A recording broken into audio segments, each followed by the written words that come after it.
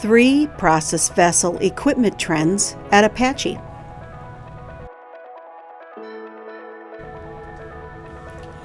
Number 1. Solutions to support processing flexibility.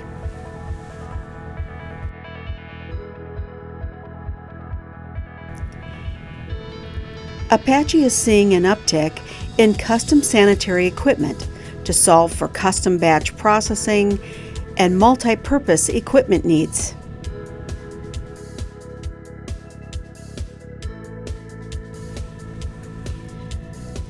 Number 2.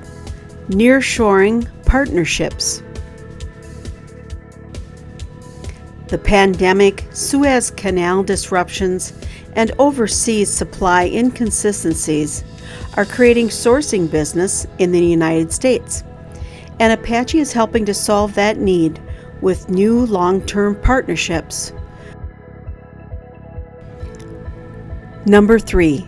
Supporting customers with expertise. Customers are experiencing labor shortage and lack of experience in many positions.